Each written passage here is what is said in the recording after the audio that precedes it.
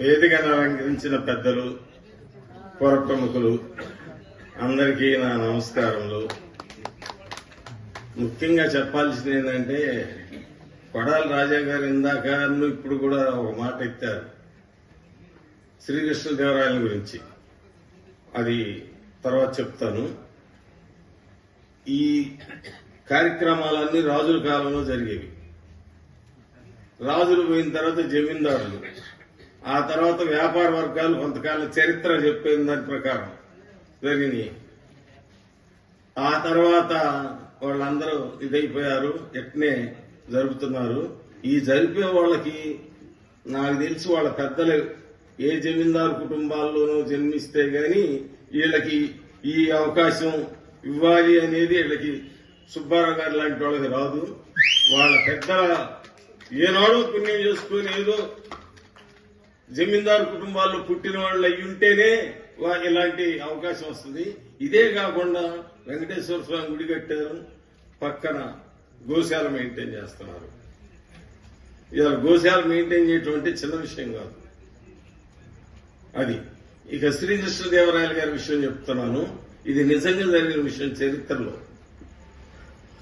ఆనాడు తోలుబొమ్మలాట్లు ఆడుతుంటా వీళ్ళు రాజాగారు వీళ్ళు సుబ్బిశెట్టి ఎట్లయితే జోక్ చేస్తారో అట్లా జోక్ వేశారు. వేసేదానికి గూఢచారులు పోయి శ్రీకృష్ణదేవరాయలకి చెప్పారు, ఏమండి మన రాజ్యంలో ఇట్లా జరిగిందంట, పలానా ప్రదేశంలో అది ఇట్లా చెప్పారంట అని. అనగానే అరే వాళ్ళు మొత్తాన్ని బంధించి తీసుకురంటారు అన్నమాట. కళాకారులు మొత్తాన్ని బంధించి తీసుకెళ్లారు. రాజుగారు తెలుసుకుంటుంది ఇది స్వయంగా శ్రీకృష్ణదేవరాయల ఆస్థానంలో జరిగింది. అడిగి అక్కడ పెట్టి ఏం జరిగింది అన్నాడు. ఆ ఊళ్ళో ఆడిన సంగతి, అక్కడ ఏం జరిగింది, ఆ ఇబ్బందులు, అతను ఏ విధంగా ఏడిపిస్తుంది, ఆ గ్రామ పెద్దలు ఉంటారు ఆ రోజుల్లో రాజుల తరఫున, అతను ఏ విధంగా ఏడిపిస్తుంది, అక్కడ పరిపాలన ఎలా ఉంది, దానివల్ల మీకు వచ్చే నష్టం ఏంటి, ఈ మొత్తం చెప్పారు ధైర్యంగా. మరి శ్రీకృష్ణదేవరాయలు లాంటి వాడికి ధైర్యంగా చెప్పగలిగింది ఎవరయ్యారు? కళాకారులయ్యారు. అప్పుడు వాళ్ళని అక్కడే ఉంచి కొంతకాలం వేగులను పంపించి అసలు నా రాజ్యంలో ఇలా జరుగుతుందా అని తెలుసుకోవడానికి వేగులను పంపిస్తే అది నిజమేనని తెలిసి తర్వాత కళాకారులందరూ బహుమతి ఇచ్చి పంపించి అతన్ని అక్కడి నుంచి తొలగించారు. ఇది చిన్న విషయం అనుకుంటున్నారేమో. ఇది కొండబిట్టి రెడ్డి రాజ్యంలో ఈ ప్రదేశాలు మొత్తం శ్రీనాథుడు విద్యాశాఖ మంత్రిగా చేసిన వాడే ఈ ప్రాంతం మొత్తం. కనుక సుబ్బారావు గారు లాంటి వాళ్ళకి ఎలాంటి ఆలోచన వచ్చిందంటే నేను ఆయన చెప్పా కదా, ఇవన్నీ మెయింటైన్ చేస్తున్నారు. అదేగాక ఎక్కడ పెరంగిపురం, ఎక్కడ రాజుపాలెం, ఆ పెరంగిపురంలో జరిగే దానికి కూడా ప్రతి సంవత్సరం 10,000 రూపాయలు పంపిస్తారు. అలాంటి సుబ్బారావు గారి గురించి నేను చెప్పాలంటే ఏం చెప్పగలుగుతాం? ఇవాళ కళారంగం బతకటం చాలా చోట్ల జరుగుతున్నాయి. మరి ఇక్కడ ఇప్పుడు 3 రోజులు చేశారా, ఆగస్టులో మళ్లీ ఉంటాయి 3 రోజులు. మరి హైదరాబాద్ లో ఉంటున్నాయి. కళాకారులు ఈ విధంగా బతికించుకుంటూ తీసుకొస్తున్నారు. ప్రేక్షకులు ఏమవుతున్నారు? తగ్గిపోతున్నారు. ఒకప్పుడు ఊళ్ళు పట్టేయవు.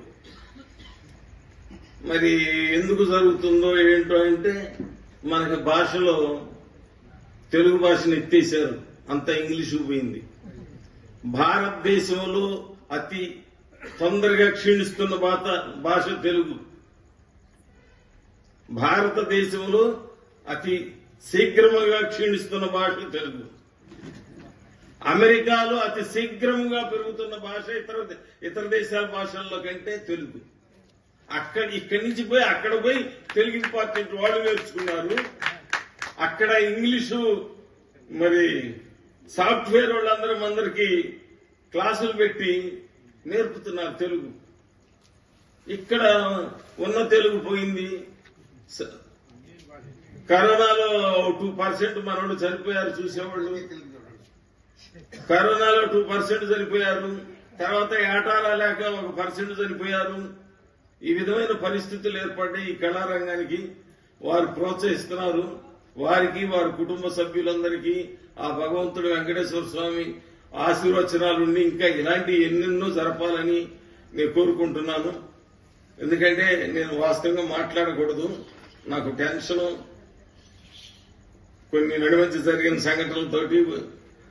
అందువల్ల ఇవాళ తప్పనిసరి సుబ్బారావు గారి గురించి అయినా సరే ఇది మాట్లాడాలనిపించింది. సుబ్బారావుకి గారు ఇంకా ఒక 1000 అంటే 1000 ఎవరు బతకం అనుకోండి. భగవంతుడు ఇచ్చినంత కాలం ఎక్కువ కాలం ఇవ్వాలని కోరుకుంటూ వారి వల్ల ఈ కళ బతకాలని నేను మీ అందరి తరఫున, గ్రామం తరఫున. ఇంకొక విషయం కూడా ఉంది, రాజుపాలెం ఎక్కడుంది, దేనివల్ల తెలిసింది ఇవాళ రాష్ట్రం మొత్తం? మీరు అది మాత్రం గ్రహించండి, మీరు మనసులో పెట్టుకోండి.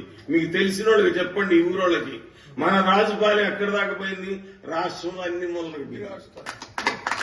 రాష్ట్రంలో అన్ని మూలలు, అన్ని ఊళ్ళల్లో పోయింది. ఎక్కడ కళాకారుడు ఉన్నా పోయింది. రాజుపాలెం ఎక్కడ? ఎన్నో రాజుపాలెం ఉన్నాయి. కాదు సత్తెనపల్లి అమ్మటి రాజుపాలెం, పిడుగురాళ్ళ అమ్మటి రాజుపాలెం అనేది ఎందుకు వచ్చిందంటే అది సుబ్బారావు గారి వల్లనే వచ్చింది.